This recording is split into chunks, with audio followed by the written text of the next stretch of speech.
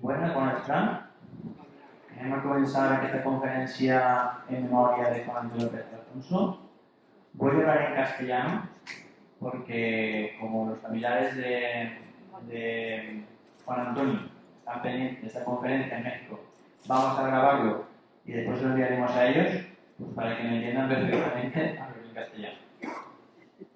Bueno, en 2016 me puse en contacto con Juan Arturo Pérez Arias, que era el hijo de Juan Antonio Pérez Alfonso, el hijo mayor, si no me equivoco. Él, en el 2016, le comenté el proyecto que queríamos hacer sobre el tema de su padre y me puso en contacto, aparte de valorar muy positivamente la iniciativa, me puso en contacto con José Ignacio Cruz Orozco.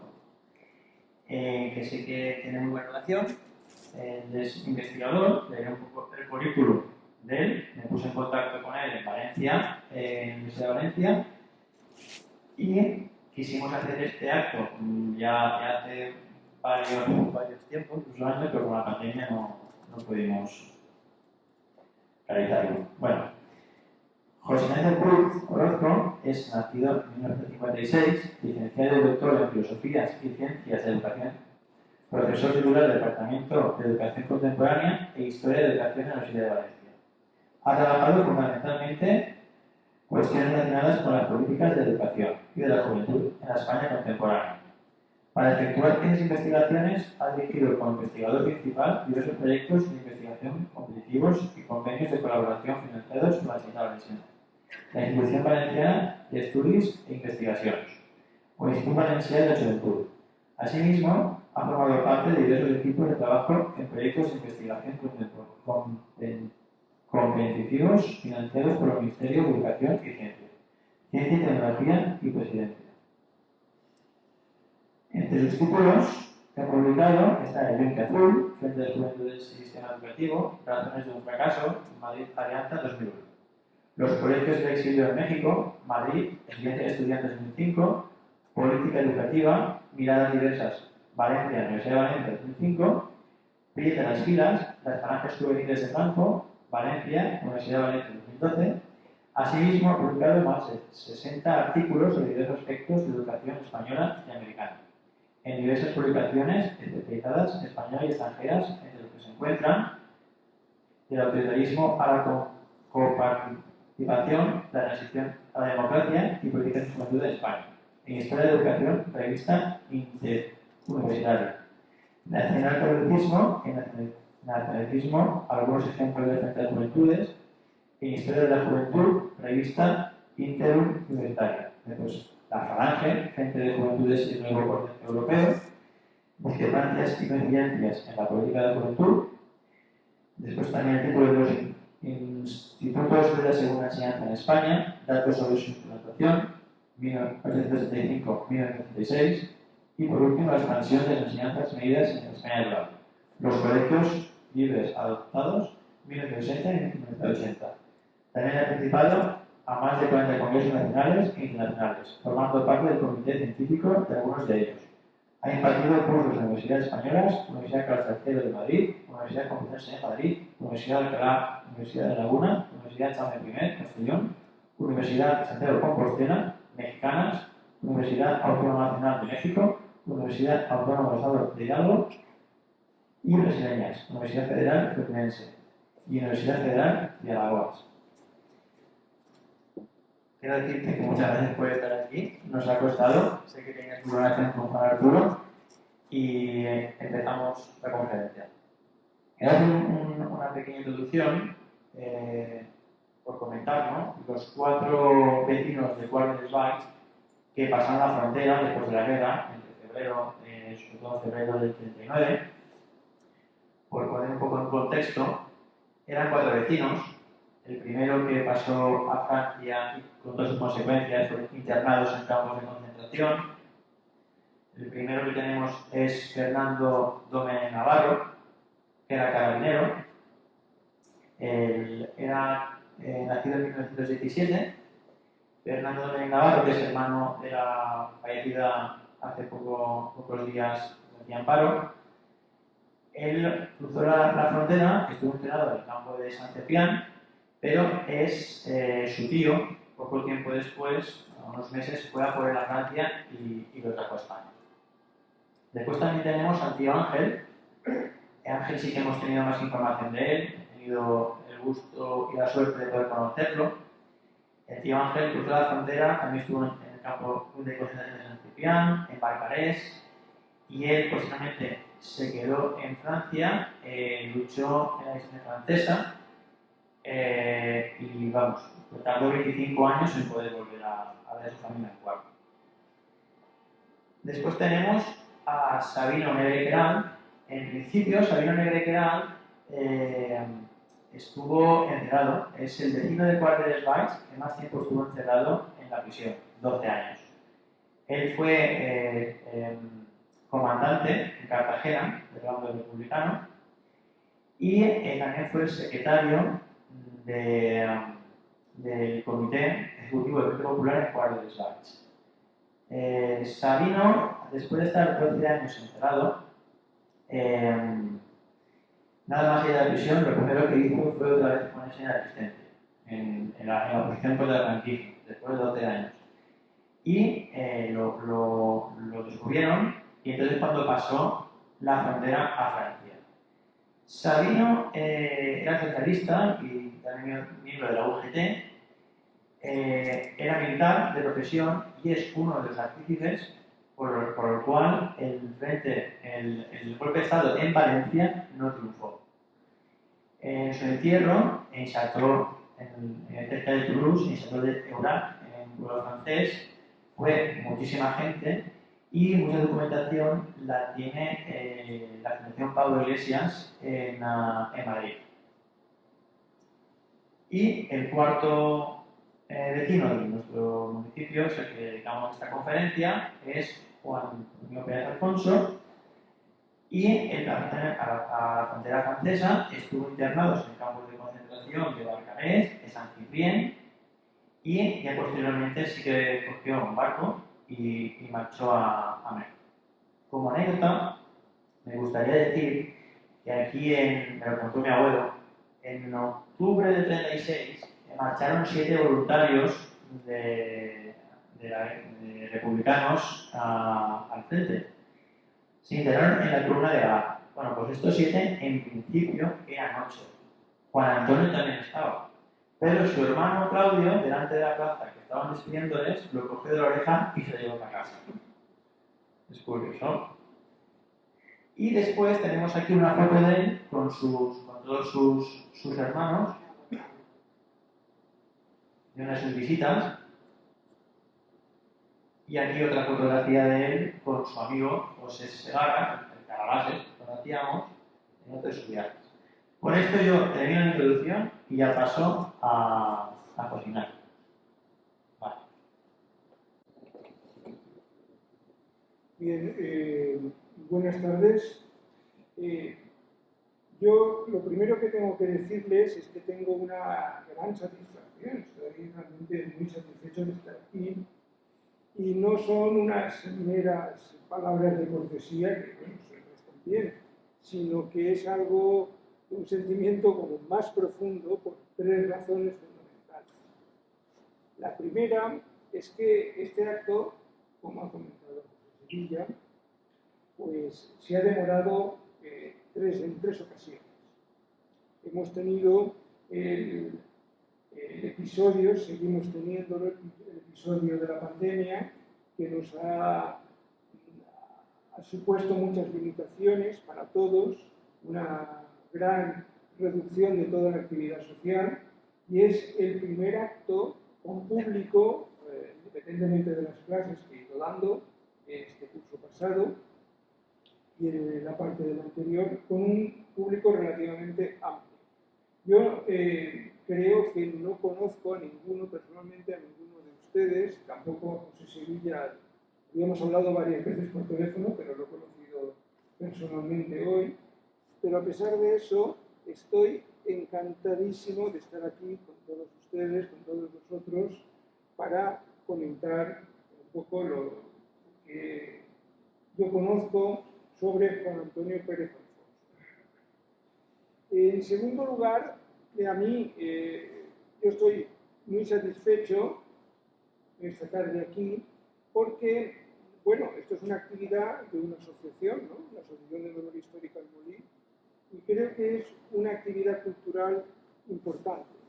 Yo creo que en nuestra sociedad dedicamos mucho tiempo, demasiado tiempo, a poseer, ¿no? A tener. Incluso utilizamos nuestro tiempo de ocio en cuestiones que no son demasiado productivas. Entonces, actividades culturales como esta que hace esta asociación en el ámbito de la memoria histórica, pues yo creo que deben tener todo nuestro apoyo, al menos desde mi perspectiva personal, y hay que apoyarlo. Creo que hay algún miembro del consistorio, ¿no? Aquí, pues desde nuestras instituciones, hay que apoyar estas actividades culturales porque yo creo que son la médula, una médula especialmente importante, sensible y fermentadora de la sociedad. Es un elemento clave para ser más y mejores ciudadanos. Y en tercer lugar, también me produce una gran satisfacción participar en este acto esta tarde aquí, porque yo conocí a Juan Antonio Pérez Alfonso, a su mujer Clara Arias, a sus hijos Juan Arturo y Miguel, y fue una relación bastante estrecha, pese a que nos separaban una distancia temporal bastante grande, incluso ideológicas y demás, pero fue una relación muy intensa con él y con toda su familia, y que a mí me aportó muchas cuestiones, ¿no? Traté sobre todo a Juan Antonio Pérez Alfonso en los últimos años de su exilio en México, aunque también lo visité aquí, vine un par de veces en sus viajes a su pueblo. Yo conocí a Juan Antonio Pérez Alfonso a inicios de la década de 1910, cuando comencé a estudiar el exilio republicano español de 1939, más concretamente el exilio pedagógico. Aquí hay algunas figuras, ¿no?, de esta exposición, ¿no?, sobre personajes del exilio. Pues yo empecé a trabajar con dos profesoras que, entre otras, están aquí representadas. Una está allí, en el fondo en rojo, Alejandra Soler, la vemos ahí, una profesora española que es comunista, que se exilió en la URSS. Y luego, no se ve, está detrás de Margarita Nelken, Guillermina Medrano, es la penúltima. Guillermina Medrano, que también era una profesora, una maestra republicana realmente muy notable, fue la primera mujer que fue concejal en el Ayuntamiento de Valencia en el año 36, y tuvo una trayectoria en el exilio muy notable, y con las que yo conocía a las dos, pero sobre todo tuve más relación con Guillermina. Por tanto, he estado muy bien acompañado por todos ustedes y también con nuestros personajes. Pues yo empecé a investigar cuestiones del exilio pedagógico, lo que habían hecho los maestros, las maestras, los profesores republicanos cuando se exiliaron tras la guerra de 1936. De estos primeros trabajos surgió un proyecto de recuperación del patrimonio cultural de los exiliados valencianos, el cual se articuló mediante un convenio entre la Generalitat, entonces estaba comenzando sus pasos, la Generalitat Valenciana, y mi universidad. Fue un trabajo muy interesante que yo aproveché, y para mí me dio muchas satisfacciones, Y en ese momento es cuando yo conocí a Juan Antonio Pérez Alfonso, que era entonces uno de los miembros más activos y animosos del núcleo de exiliados valencianos en México, en la Ciudad de México. No solo colaboramos en este proyecto de recuperación de patrimonio, sino que también, pese a la diferencia de edad, de ideas y de vivencias, surgió entre nosotros una muy buena relación de amistad que se extendió a su esposa, Clara Arias, una mujer absolutamente encantadora, y a sus hijos, Juan Arturo y Miguel, sobre todo el primero de ellos que residía en la Ciudad de México. Ambos, Juan Antonio y Clara, fueron un punto de referencia para mí durante las estancias que realicé en México. Su compañía y su casa en la Ciudad de México, en la calle Juan Sánchez Azcona, donde siempre era bien recibido, fueron un refugio dentro del tumulto de la megalópolis que es esa capital, y su orientación y su ánimo. Pérez Alfonso siempre fue una persona especialmente voluntariosa, me fueron de gran ayuda. Recuerdo muy bien las comidas en su casa, en la colonia del Valle, junto con su esposa, Clara Arias. Eran para mí un remanso de paz y sosiego dentro de la vorágine en esa capital y de las prisas que siempre llevaba para cumplir el plan de trabajo. Yo entonces era un joven investigador, quería hacer muchas cosas, los viajes tenían un límite temporal y desenvolverse en la Ciudad de México no es fácil, entonces no era fácil, ahora tampoco lo es peor, y yo no conocía bien aquello. Entonces, poder estar simplemente un poco de tranquilidad, a la hora de comer, tener un ratito de sobremesa con Antonio y su mujer, con Clara, para mí eran un momento de relax y me permitía avanzar, y además ellos me ayudaron mucho con cuestiones mucho más concretas. Debo señalar que Juan Antonio ha sido la única persona que me ha hecho tomar coñac tras las comidas. Lo curioso es que una persona que profesaba una ideología con claros tintes anticlericales acostumbraba a degustar coñac de la marca Cardenal Mendoza.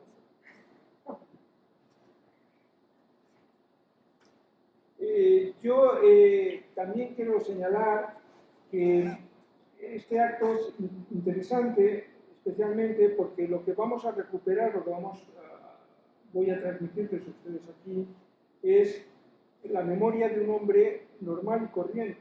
No estamos ante una historia de bronce, la que ocupa de los héroes que están en las estatuas, de las personalidades destacadas, que también, por supuesto, se lo merecen, sino de gentes del común, una persona normal y corriente.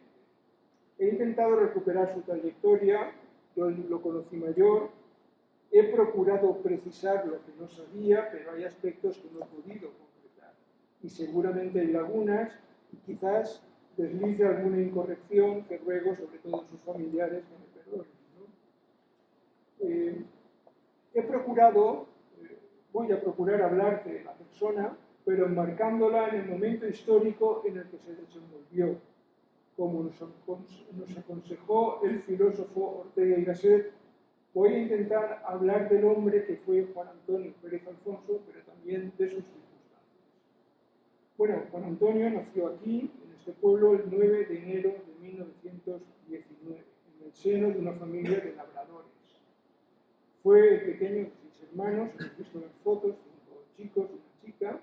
La familia era trabajadora, parece ser que poseía, porque me he dicho, posee algunas tierras, pocas no muchas, pero también era una familia que tenía empuje e iniciativa. En terminología más actual diríamos que eran emprendedores, lo que facilitó que tuvieran algún negocio. Él me comentó que trabajó con sus hermanos en un negocio familiar en una mina de yeso, que quizás, bueno, buscando por internet, y le pregunté a José, no podemos precisar, pero a lo mejor sería la mina La Umbría, ¿no? Ella no sabe más rosa. Bueno, lo queremos. Y su hermana tuvo una carnicería. En el momento de la proclamación de la Segunda República, Juan Antonio Pérez Alfonso contaba con 12 años. Esa época fue una etapa de fuerte movilización del activismo político. Dentro de los sectores obreros y campesinos españoles existían tres grandes corrientes ideológicas: la socialista, la libertaria, la anarquista y, no hay que olvidarlo tampoco, la católica. En este ambiente de gran politización, la militancia en una de esas corrientes significaba en gran parte de las ocasiones la adhesión a una identidad política que abarcaba diversos ámbitos. No se trataba solo de votar o de acudir a las reuniones políticas, también suponía acudir frecuentemente al casino o al local del partido para compartir el tiempo libre con tus correligionarios, autoinstruirte leyendo la prensa y la literatura afín y participar en las 1001 actividades partidistas que se llevaban a cabo. De tal modo que uno tenía la oportunidad de manifestar su identidad socialista, anarquista o la que fuera en múltiples ocasiones.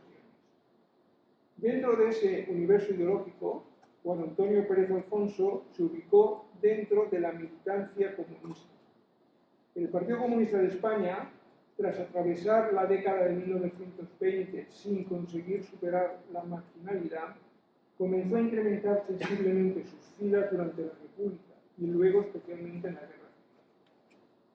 Parece ser que nuestro personaje inició su compromiso aquí en el pueblo, espoleado por la sublevación de julio de 1936. Parece claro que alguna influencia familiar tuvo, ya que su hermano Arturo fue militante y tuvo ascendiente en el núcleo del Partido Comunista del pueblo y fue concejal en el ayuntamiento durante la Guerra Civil. Lo que sí que tenemos que asegurar es que esa militancia comunista marcó de forma indeleble, de tal modo que Juan Antonio Pérez Alfonso fue comunista hasta el día de su fallecimiento. Como nos ha contado José, nada más estallar la sublevación, él quiso formar parte del primer grupo de voluntarios que se formó aquí para incorporarse a las milicias republicanas, lo que frustró la acción enérgica de uno de sus hermanos. Y ya se incorporó al ejército de la República cuando fue movilizada su quinta en agosto de 1937. Fue destinado a la 24 Brigada Mixta, destinada en el frente de Madrid. Esa unidad en 1937 participó en las batallas de Brunete y de Jarama, integrada en la 9ª División. Y en 1938 formó parte del importante dispositivo republicano implicado en la batalla de Ebro, formando parte de la 16ª División. Durante los combates de esta batalla, la batalla del Ebro, Juan Antonio Pérez Alfonso fue herido y perdió un ojo, el ojo derecho.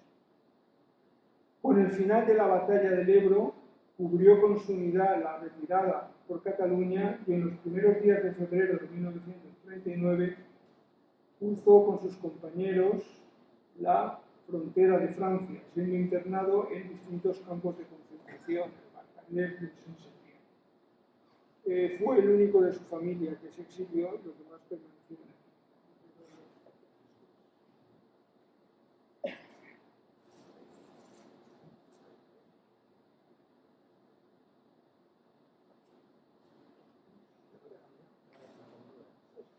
Aquí, bueno, no se ve muy bien entre que la pantalla no es muy grande y la distancia, pero esto es un mapa, un documento de la época. Entonces esto es el perfil de Francia. Y aquí están, hay una leyenda con los distintos lugares donde instalaron a los exiliados españoles. Aquí no se ve muy bien, pero aquí estuvieron los campos más importantes, el Barcadés, el Septién, Verne. Entonces, estos eran, y lo pone ahí, campos de concentración. La propia administración francesa los denominaba así. Estos campos, aquí tenemos una foto, son de Barcarés, unas fotos que marcan muy bien cómo se crearon estos campos. No se ve muy bien, pero bueno, es un trozo de playa. Esto es un trozo de playa, una arenal grande, Esto es el mar Mediterráneo, y allí instalaron a los exiliados, a los republicanos españoles, los miembros del ejército, pero también mujeres, todo lo que fue pasando, la gran mayoría acabó en estos campos. Les pusieron unas alambradas y con lo que ellos llevaban fueron construyendo pues, unas tiendas de campaña de fortuna, y allí el mes de febrero, mes de marzo, mes de abril de 1939, que todavía hacía frío, pues estuvieron ellos como buenamente pudieron. Luego ya fueron trayendo, la administración francesa fue trayendo madera ya organizada para que se fueran construyendo unos barracones. Estos son los famosos barracones de los campos de concentración que los construyeron los propios republicanos. Aquí vemos ya el proceso de construcción más avanzado, y aquí tenemos el interior de uno de ellos, de estos barracones. Como vemos, esto era la enfermería, o sea, era el mejor barracón, por decirlo de alguna manera. Entonces estaban pues, muy hacinados, con un mobiliario súper sencillo. Fueron condiciones muy duras, sobre todo al principio las que tuvieron que soportar. Allí estuvo Juan Antonio Pérez.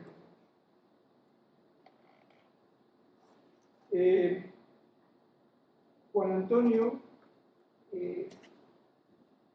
tuvo una circunstancia particular, y es que mientras que la inmensa mayoría de los exiliados pasaron a Francia y se quedaron en Francia, hubo algunos núcleos muy pequeños, relativamente, porque en Francia al final permanecieron sobre 200.000. Algunos otros grupos pudieron instalarse en otros países europeos, muy pocos. En Rusia se instalaron 6.000, la mayoría eran dirigentes comunistas, pero de esos 6.000 la mitad eran niños que habían sido evacuados durante la guerra, los niños de la guerra en Rusia, y luego hubo algunas cantidades, pero pequeñas, en Inglaterra, en Bélgica, pero fundamentalmente el país que acogió a mayor número de exiliados con mucho fue Francia. Y tras Francia fue México. Ahora lo veremos. En México consiguieron instalarse unos 20.000 republicanos, y luego hubo también cantidades, algunos millares, en Venezuela, en Argentina, en algunos otros países. En todos los países hubo exiliados, todos los países americanos, pero la distribución fue muy desigual.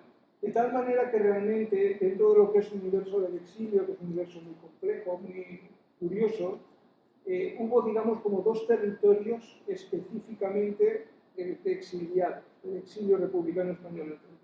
Uno que era el sur de Francia, sobre todo alrededor de la ciudad de Toulouse, el propio Toulouse, y el otro es México, sobre todo Ciudad de México.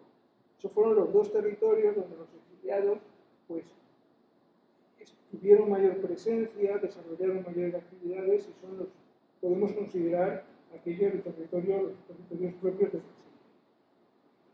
exilio. Juan Antonio Pérez Alfonso consiguió salir de uno y pasar al otro, fue de los pocos que lo hicieron.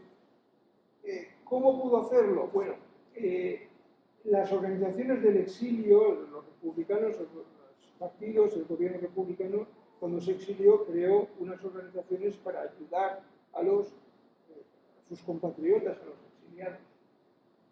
Y una de las actividades que desarrolló fue fletar barcos para que los exiliados fueran a países americanos, sobre todo a México, que era un espacio de mayor seguridad, porque aquí la guerra española acabó el 1 de abril del 39 y la guerra mundial, según se acabó, empezó el 1 de septiembre de 1939. Era un territorio, por tanto, en conflicto, y buscaron evacuar al mayor número posible de gente. Y entre estas personas, entre estos 20.000 que fueron a México, estuvo Juan Antonio Pérez Alfonso. Esto se hizo, yo contesto, no lo hablé con él personalmente, pero la estructura general era por una gestión de las propias organizaciones republicanas. O sea, que su partido fue el que lo señaló para que cantaran en un barco que fuera. Él llegó al puerto de Coatzacoalcos, en Veracruz, México, el 26 de julio de 1940, en el vapor San Domingo. Fue un itinerario un poco peculiar porque son los barcos del exilio, entonces hay algunos barcos míticos, el Sinaya, pero él siguió una ruta un poco peculiar, ya que él hizo una primera etapa junto con otros, un pequeño grupo, desde Burdeos hasta la Martinica, la colonia francesa de Martinica, a bordo del buque Cuba. Y llegó saliendo de aquí de Burdeos el 19 de julio. Y luego en la Martinica cogió Saint-Domingue, se embarcaron en otro buque que les llevó en esta segunda singladura hasta Coatzacoalcos el 26 de julio de 1940. Una ruta secundaria, pero también una ruta de los barcos del exilio.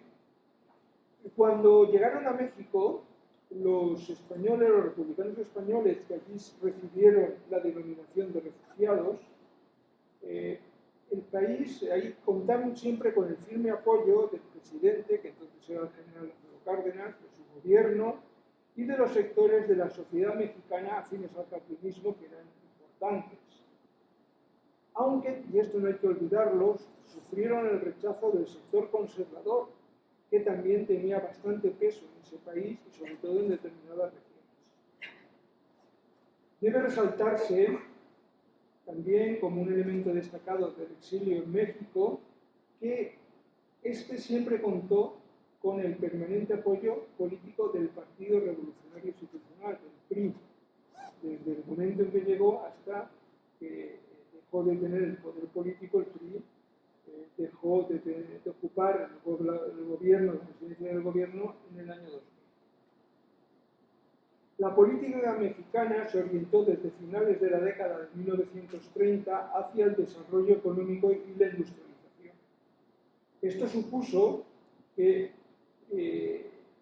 existiera una gran demanda de cuadros y técnicos bien formados en la organización y gestión de equipos de trabajo, imprescindibles para alentar el impulso económico que se pretendía. Muchos de los exiliados españoles pudieron aprovechar esa coyuntura. Bastantes, como el propio Juan Arturo Pérez Alfonso, eran jóvenes, él llegó con 21 años. Contaban con una relativa buena formación, sobre todo si la comparamos con la media de los mexicanos de la época, y atesoraban la madurez proporcionada por las experiencias de la guerra civil, donde la inmensa mayoría de ellos habían tenido responsabilidades en el frente de batalla o en la retaguardia. Además, todos se encontraban al llegar sin dinero ni bienes de fortuna, con la imperiosa necesidad de ganarse la vida y reconstruir su trayectoria personal y profesional. Y en cuanto se les presentó la oportunidad, no la desaprovecharon. En el caso concreto de Juan Antonio, él había tenido una formación básica en la escuela, que entonces, yo no lo sé, pero yo creo que él tuvo una buena formación, unos buenos maestros, unas buenas maestras seguro, por lo que, cómo se desenvolvió.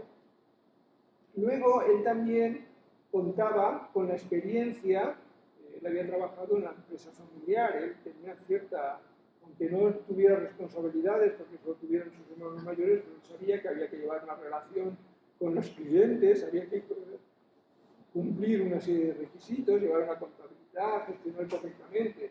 Eso también yo creo que le sirvió muchísimo.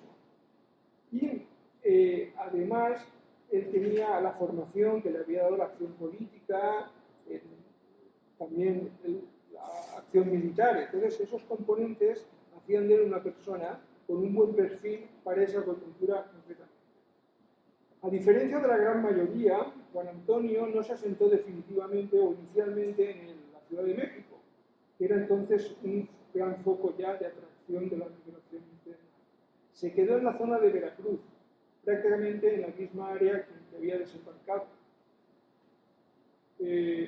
Los primeros momentos, ya dije, fueron muy complicados, no tenían dinero, subsistieron durante las primeras semanas, los primeros meses con unas pequeñas ayudas de las organizaciones republicanas españolas, pero con tesón, esfuerzo, voluntad, sin rechazar ningún trabajo por ingrato o mal pagado que fuera, y derrochando iniciativa e imaginación, fueron saliendo adelante.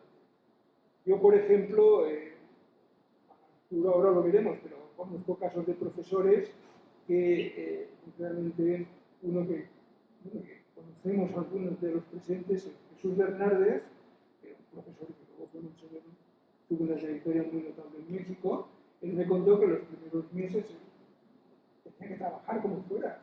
Él me dijo que dio clases de inglés sin saber inglés, clases particulares de inglés, ¿no? Había necesidad de trabajar como fuera. Bien, pues entonces tenemos algunos datos sobre cómo fue aquellos primeros momentos, precisamente en Veracruz, por unos episodios que ha dejado escritos un amigo y compañero de Juan Arturo, que se llamó, su amigo era Arturo García Igual, que dejó un libro con sus memorias en las que habla de Juan Antonio, y comenta lo siguiente. Ellos estuvieron trabajando en el castillo de Perote, que ahora veremos.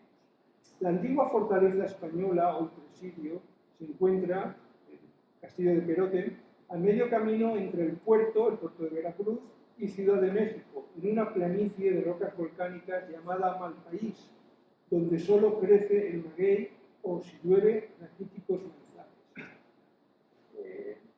La cuadrilonga mole del castillo hubiera orientado a gentes menos necesitadas, pero los exiliados nos afanamos en acondicionar para refugio de futuras expediciones los establos y cuarteles que cobijaron a soldados coloniales, insurgentes mexicanos, cruzados, revolucionarios, y tropas federales. La convirtieron en un pueblito español, con sus chismes de vecinos, equipo de fútbol y jugadores de música y dominó, con la particularidad de que nadie trabajaba en su profesión. Baus, mancebo de botica, Vilanova, radiotécnico, y que es el desmañado bancario, que era Arturo García Igual el que escribe, instalaban puntos de luz y apagadores.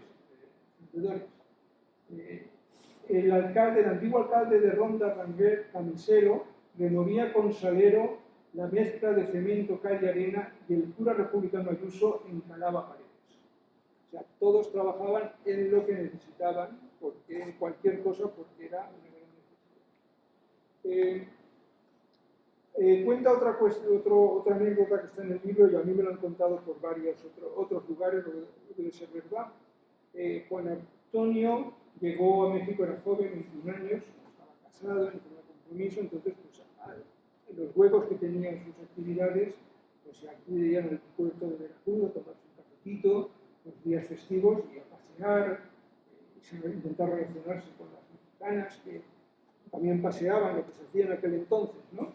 Entonces él tenía un estilo un poco directo de abordarlas, pero cuando se cruzaba con un grupo le decía que le interesaba, alguna chica le interesaba, le decía, señorita, yo por usted daría el ojo derecho.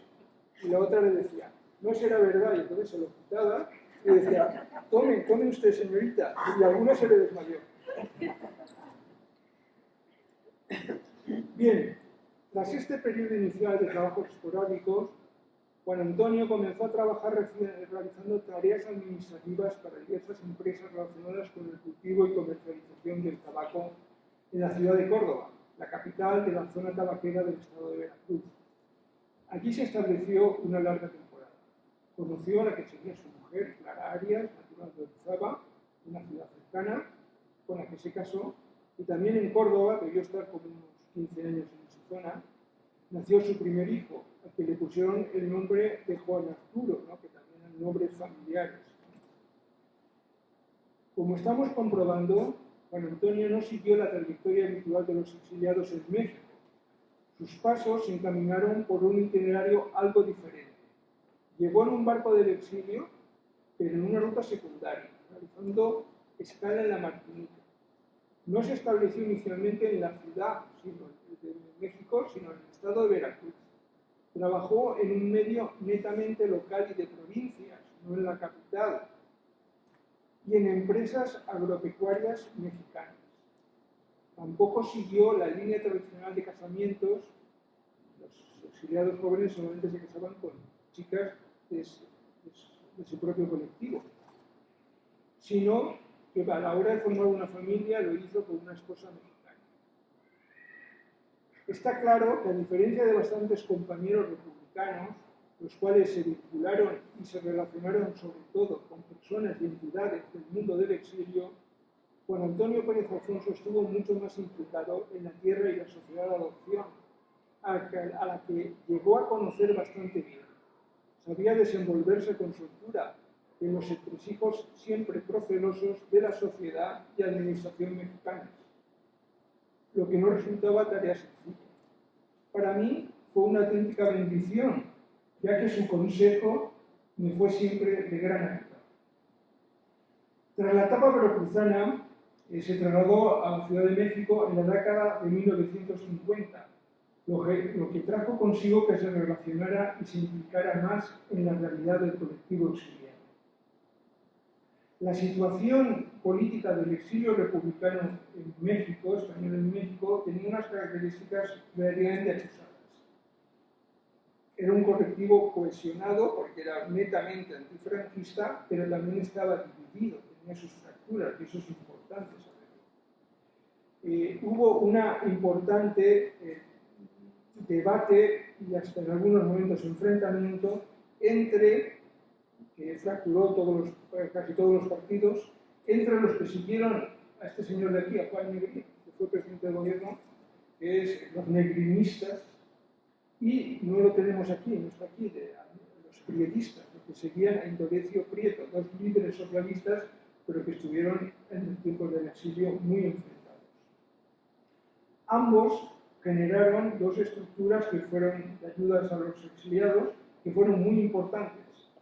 Los negrinistas estuvieron vinculados al servicio de evacuación de los refugiados españoles, el SERE, y los prietistas a la Junta de Exilio a los republicanos españoles. El hombre de Negrín en México fue este otro señor de aquí, José Puche Álvarez, que fue rector de la Universidad de Valencia, profesor de medicina, catedrático de medicina de la Universidad de Valencia, y este fue el líder de este sector negrinista. Él era de izquierda republicana. Y Prieto estuvo en México, no está aquí representado, pero también estuvo muy próximo a Prieto, fue prietista, aunque también era republicano, José Giral, ahí lo tenemos, que fue el primer jefe de gobierno de la República en el exilio, que se constituyó en el año 45-46. Bien, había una división que ya no se creó en el exilio, sino que venía de España, de la República de la Guerra, y que en cierta medida se incrementó en algunos aspectos porque en el exilio hubo un gran debate sobre por qué los republicanos perdieron la guerra. Entonces había acusaciones múltiples. Esa es una característica. Otra es que los republicanos, los exiliados, los refugiados, crearon en México, sobre todo en la Ciudad de México, una red intensísima de centros donde se reunían, una red de socialización potentísima. Estaba el Centro Republicano Español, los de izquierda republicana tenían el Ateneo Nicolás Salmerón, los republicanos federales el Ateneo Primargal, los socialistas eran prietistas, el Círculo Pablo Iglesias, los negrinistas el Ateneo Jaime Vera, y los comunistas tuvieron que camuflarse un poco más y su centro de reunión era la Sociedad Cultural Recreativa Española. También a esto había que sumar una red de centros que en parte ya existían, o en parte ya existían, de centros regionales. En México, por la integración histórica, había centros muy potentes, como sigue habiendo hoy en día, centro asturiano, centro gallego, centro vasco, el Orfeo catalán, y cuando llegaron los republicanos valencianos del exilio, crearon la Casa Regional Valenciana de México, conocida popularmente entre todos los exiliados como Casa Valencia. Entonces fue una entidad, ahora volveremos a hablar, que representó a los valencianos en ese conglomerado tan intenso. Y luego también quiero mencionar, porque bueno, es un aspecto que yo trabajé bastante, los republicanos crearon unos colegios para sus hijos, que enseguida tuvieron que extenderse porque a las nuevas generaciones, incluido al alumnado mexicano, que la gran mayoría todavía existe. educación hoy en día son colegios de mucho renombre allí. El Instituto Luis Vives, la Academia Hispano-Mexicana, que está ya desapareció hace unos años, el Colegio Madrid, que es una entidad potentísima. Para que se hagan una idea, yo no sigo mucho el fútbol, pero hubo un mundial en México, ¿no? Pues el campo de entrenamiento de la selección española, el entrenamiento, era el campo de fútbol del Colegio Madrid.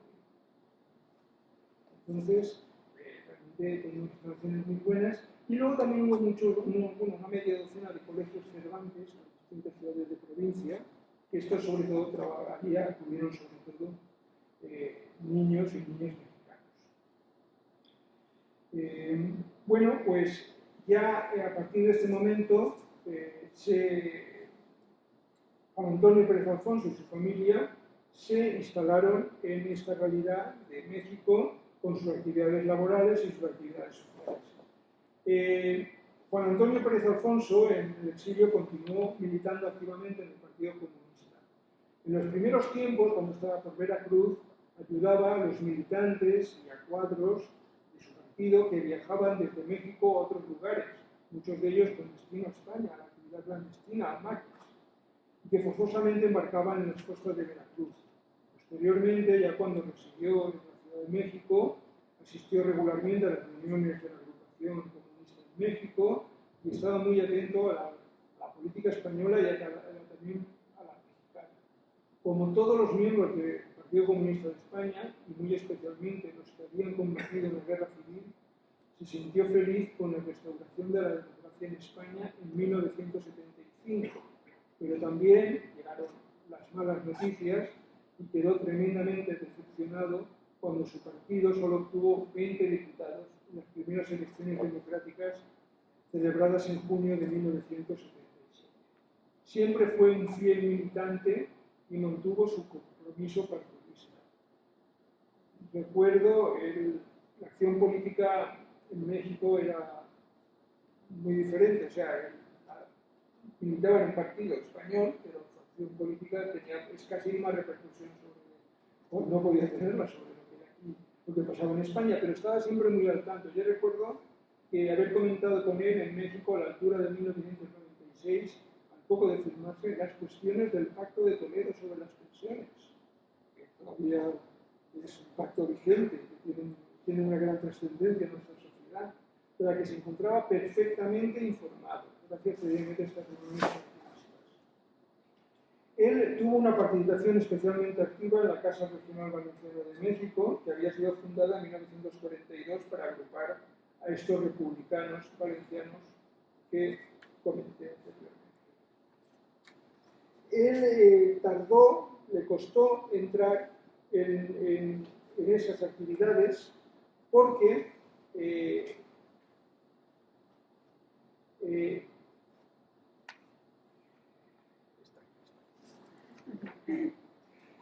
porque al principio la Casa Regional Valenciana tuvo un carácter un poco peculiar. Era una entidad importante, señalada, pero de ámbito reducido. En los mejores momentos llegó a agrupar unas 300 familias, de lo cual no es mucho, pero tampoco es poco, aquí en la Ciudad de México. Y tuvo una orientación, es lo que yo creo, que después de estudiar la Casa Regional, lo que yo creo. Ellos tenían, cuando la constituyeron los dirigentes y la mayoría de la alcance social, lo que querían es que no fuera un espacio de discusión. Muchos de los ámbitos de los refugiados se reunían para discutir, porque en esta batalla es en esta otra, y vosotros y nosotros. Entonces ellos lo que pensaron es crear una entidad para relacionarse socialmente, para hacer actividades culturales, actividades lúdicas, no para pelearse. Entonces, fueron muy esquivos con las cuestiones políticas. Entonces, tardaron en dejar entrar a los comunistas, porque tenían un perfil político muy marcado. En la mitad de la década de los 50 no pudieron entrar en la Casa Regional. Por decirlo gráficamente, durante bastante tiempo la Casa Regional Valenciana de México estuvo en la calle López, del centro histórico de la Ciudad de México, en el número 60. En la planta baja está el Café Villadías, que tenemos aquí nos acompaña hoy esta tarde un representante de esa familia, de la familia Villarías, un café que montaron su tío y su padre, según creo que hemos comentado ahora, no me equivoco, y bueno, ahí tuvieron el negocio de cafés con lo que vivió la familia. Entonces, cafés netamente republicanos, lo puedo asegurar. En el primer piso estaba la casa, el Centro Republicano Español, y arriba estaba el local de la Casa Regional de la Casa Valencia. Entonces, por decirlo de alguna manera, si uno quería ponerse la gorra de política para discutir, se tenía que quedar en el primer piso, en el Centro Republicano. Y si quería ponerse la gorra de valenciano para hablar, para jugar al mus, actividades culturales, otro tipo de actividades, pues tendría que ir subir al siguiente piso. Esa era un poco la filosofía. Bien, Juan Antonio entró con mucha fuerza en la Casa Regional Valenciana. Él estuvo durante mucho tiempo trabajando allí. Encontraré aquí exactamente, pues no lo encuentro, las fechas exactas, pero él fue durante muchos años secretario. Fue secretario de la Casa Regional durante prácticamente desde el año 58, creo que fue la primera vez, hasta el 60 y pico. Y durante un periodo también de los años 70, 72, 74, fue presidente y él pues protagonizó unas cuantas actividades. Vamos a ver unas diapositivas. ¿Sí? Vale. Este es el castillo de Perote que hemos comentado antes, el que estuvo trabajando acondicionándolo los republicanos. Como ven, no tiene un aspecto muy hogareño, ¿no? Pues allí estuvieron trabajando para condicionarlo como un centro de albergue para exiliados. Esto es una vista, ¿no? Desde arriba tenemos aquí los baluartes defensivos y aquí ya es la zona esta que es, fue cuartel, fue albergue, luego fue presidio. Y aquí tenemos un cartel de unas actividades de la Casa Regional Valenciana de México, que esto es en los primeros tiempos, ¿no? El 44 aquí tenemos. Es una actividad festiva, convocan a un gran baile social. Como cosa curiosa, aquí habla, no sé si lo pueden ver, que participará Ángel Garasa. Ángel Garasa era un español, refugiado en México, que fue un actor notable en México. Él participó en bastantes películas de Cantinflas, dirigidas por Miguel Delgado. Yo no sé si ustedes recuerdan la película del Padrecito. Pues el Padrecito, el cura jovencito era Cantinflas y el cura mayor era Ángel. Aquí vemos otro gran baile, como vemos, estaba muy bien orientada la Casa Regional hacia las cuestiones lúdicas y de relación social, y ya en el 45 ya amenazaban con volver a las fallas, porque aquí tenemos una excursión fallera, ¿no? Bien, esta ya es una foto más posterior, es del año 62. Este es Juan Antonio Pérez Alfonso y estos son otros miembros de la Casa Regional, de la directiva, que hacen una ofrenda. Este es el monumento a la gente de la Revolución, en el Paseo de la Reforma. No se ve, ¿no? ¿Cómo? Es este. Entonces, bueno, es un acto de homenaje que es común de todas las entidades durante los días de las fiestas patrias, de las fiestas de la independencia, que son a mediados de septiembre. Aquí, bueno, tampoco se distingue muy bien, pero esto es un presupuesto de la Casa Regional Valenciana firmada, entre otros, aquí por el que era el tesorero, el administrador, que es Juan Antonio Pérez Alfonso. Estaba muy bien, es un documento muy bien organizado, ¿no? Era un señor muy pulcro para estas cuestiones. Aquí nosotros lo vemos, Juan Antonio es junto con otros compañeros, también en otra de las muchas actividades de la Casa Regional, que eran comidas, por supuesto. Aquí tenemos una uno de los ejemplos estos, la Casa Regional Valenciana le costaba mucho entrar en actividades e iniciativas de tipo más político, pero cuando todavía no eran consensos y no eran importantes, sí que daba ese paso, pero lo hacían en contadas ocasiones. Esto es una carta solicitando el apoyo de los miembros para construir, edificar, para realizar un busto, un monumento al general Lázaro Cárdenas, que finalmente fue un busto. Aquí tenemos otra actividad de la Junta Regional. Este es Juan Antonio, este es un acto más cultural, también la Casa Regional hizo muchas actividades de teatro, conferencias, conciertos. Y bueno, la Casa Regional Valenciana también, este es Juan Antonio, creó un club de fútbol, y es el Valencia, yo no sigo mucho, es el Valencia Fútbol Club, ¿no? El club de fútbol, ¿no? Pues ese es Valencia Fútbol Club. Lo cambiaron y aquí se puede leer en esa pequeña pancarta que ganó un campeonato. Había una competición de deporte aficionado y eso fue un acto porque ese equipo ganó una competición. Y este es también un acto en la Casa Regional Valenciana. Este es Juan Antonio Pérez Alfonso y esto es en la plantilla del Valencia, de aquí, Valencia Club de Fútbol, que fue allí. Yo no sigo el fútbol, pero bueno, pregunté a gente que sí que lo sabe, y aquí está, entre otros,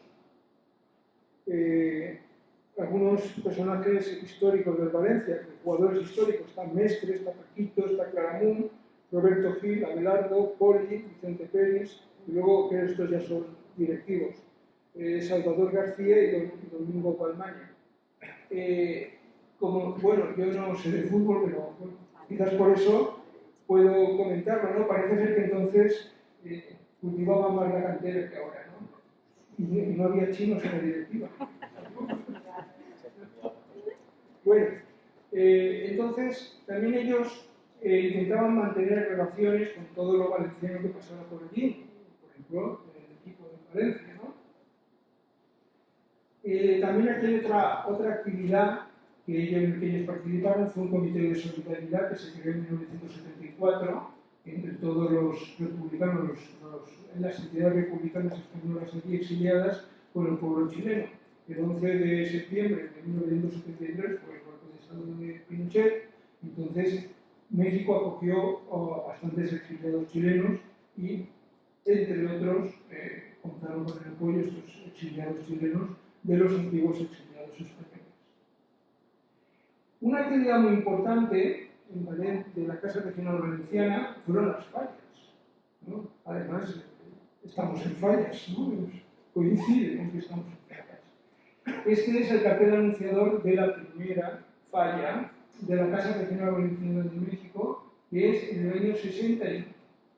Es un cartel, no se lo verán, muy bueno. ¿Por qué? Porque es un fotomontador espectacular de José Renau. Es un artista plástico de muchísimo prestigio. Y bueno, periódicamente han hecho exposiciones ontológicas suyas aquí en Valencia y bueno, vale la pena verle. Creo que están pendientes ahora de inaugurar una en el Iván, que realmente será muy interesante. Y esta, la fallera, el modelo que tomó Renau fue su hija. No, perdón, su hija no. La hija es Elena Au, la hija de otro exiliado que por ahí está Max Au, ¿no? Pues su hija. Aquí tenemos, bueno, es una carta de un documento de la Casa Regional. Yo no sé tampoco mucho de fallas, pero los falleros suelen tener distinciones, ¿no? Se dan distinciones, Buñol d'Or, ¿no? Bien, pues ellos crearon los nopales de oro, ¿no? La planta, el cactus mexicano típico, pues los nopales de oro, de bronce, de diamante, aquí los tenemos. Estos una carta convocando también a una reunión para conceder un premio por un concurso de paella que se hacían ahí. Este es el cartel de la segunda gran falla en México. Y aquí tenemos una imagen de una falla, de las que plantaban. No eran cualquier tontería, eran monumentos importantes. Por eso digo que, en cierta medida, los republicanos de esta Casa Regional, sus directivos, desde el principio hasta el final, estuvieron muy bien orientados. Y son recordados todavía hoy en día en México por las fiestas que montaban, lo cual también es una cosa muy importante. Aquí tenemos, siguieron haciendo fallas hasta el año 75. Este es el cartel anunciador de la 15ª. También había actividades como un festival con maquillas y, bueno, cosas también más actuales, ¿no? O más de tipo cultural, social y político, que esta es una carta porque Raimón, el cantante, hizo unas actuaciones en México y aquí había una convocatoria para los socios para que pudieran, entonces para organizar la presencia, además que se hicieran notar en algunos palcos que habían reservado específico para él. Y también llevaron a Raimón a la Casa Regional. Este es Raimón cantando en el salón, en la sala de la Casa Regional Valenciana de México. Y esto es un poco un símbolo, yo creo que es interesante, ¿no? De lo que querían, lo que intentaban hacer los republicanos. Era un poco unir el sentimiento de estos son los hijos, los chavales jóvenes, los hijos de los exiliados valencianos, que estuvieran al tanto de lo que pasaba en la tierra natal de sus padres, simbolizado también un poco por esta nueva realidad del cantante Raimón. Estos dos son los hijos de Juan Antonio. Este es Juan Arturo, que falleció ahora en diciembre pasado, y este es Miguel, el hijo más pequeño. Bien. Voy a ir acabando rápidamente. Como ven, yo de esto es un tema que me apasiona, entonces estaría hablando más tiempo, pero no debo cansarles más. Los exiliados viven una realidad compleja, ¿no? Porque ellos, ya lo hemos visto aquí, no solamente los valencianos, no solamente los exiliados republicanos, todos, ¿no? Añoran su tierra natal. Y sueñan con ella, mantienen los vínculos con ella. Pero hay un desfase. Muchas veces, como no pueden seguir, porque no están, más en aquella época que las comunicaciones eran muchísimo más simples y más dilatadas y menos detalladas que en la actualidad, no pueden seguir el devenir de la patria que ha dejado. Entonces, a veces se producen desencuentros. Vuelven a la tierra natal y se enfadan, en parte, porque, claro, su pueblo, su país, su nación ha evolucionado de una línea, a lo mejor no en la que ellos pensaban que habían evolucionado. Allí hay un texto muy interesante al respecto, que es también de otro que está aquí, ¿no? Max Sau, un escritor valenciano, que volvió en el año 1969 aquí y se llevó un gran desengaño, tremendo. No le gustó nada lo que vio, se enfadó y escribió ese libro que se llama La gallina ciega. Y es ese producto. Yo creo que a José Antonio algo le pasó parecido, pero mucho menos que a Max Sau, ¿no? Yo recuerdo que cuando lo visité aquí alguna vez, él me llamaba la atención, me dijo, mira, estábamos creo que en el bar, me dijo, ese es el cura, ¿ya? ¿Cómo se está aquí? ¿No? Él estaba todavía con sus esquemas un poco mentales y claro, no había evolucionado en todo el nivel de lo que había evolucionado la sociedad. Pero bueno, él volvió aquí, visitó a sus familiares, siempre mantuvo una relación con ellos, no perdió el contacto, se sintió muy dichoso de volver a estar aquí. Incluso hubo familiares que le visitaron aquí en México, uno de sus sobrinos, ¿no? quedó prendado con la música mexicana y siempre, bueno, él mismo me lo comentó aquí, una anécdota que recuerdo, me dijo, no, yo solamente oigo música mexicana, ¿no? Entonces, estaba casado con una sobrina suya, ¿no? Bien, entonces, él mantuvo ese contacto, esa realidad, y bueno, Juan Arturo, yo las últimas veces que lo visité, Juan Antonio, perdón, él empezó a tener ya más problemas de salud, tenía incluso, me comentó, un poco problemas de pulmones, debido parece ser al trabajo que había hecho con sus hermanos en la mina, ¿no? En la mina de yeso. Y finalmente, él falleció en el año 2003, su mujer, Clara Arias, falleció unos años después, y luego, ya lo he comentado, en diciembre del año pasado falleció su hijo mayor, Juan Arturo. Bueno, quedan ahora ya plenamente insertados en México, aunque también recuerdan, ¿no? Iban a ver este acto, pues su hijo, Miguel, sus nueras y sus nietos y bisnietos, pero esos ya plenamente asentados en México. Bien, pues muchas gracias por su atención.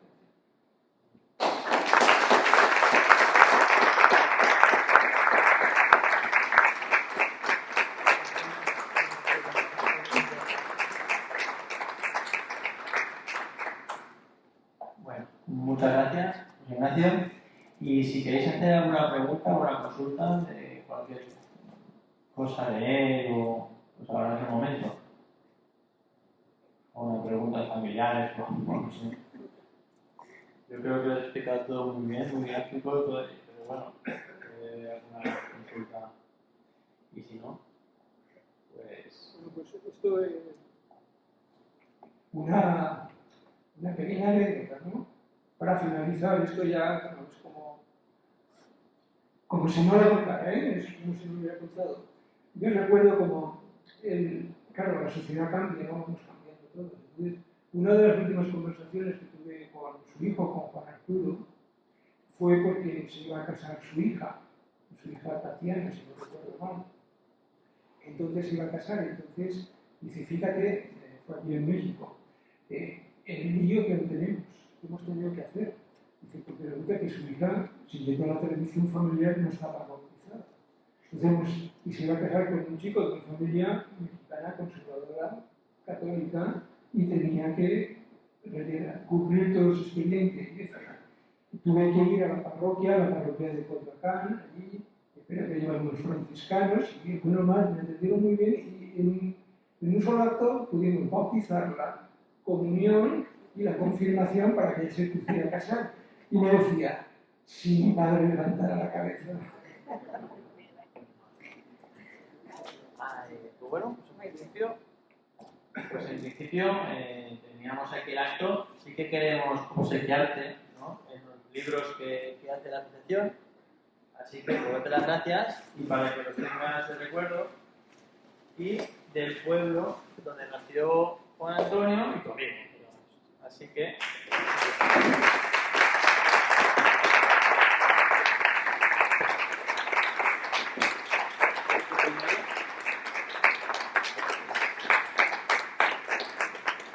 El primero es de la gente que fue a la guerra en Guardias Ranch. Este segundo de los refugiados que vinieron al pueblo en guerra. Este tercero es del año de la guerra en España, 36, la Revolución y el Frente Popular. Y este es el que vamos a hacer la semana que viene, que te lo damos a ti el primero, que es Guardias Ranch, votar la República, el 90 aniversario del primer periodo democrático del siglo XX. Muchas gracias.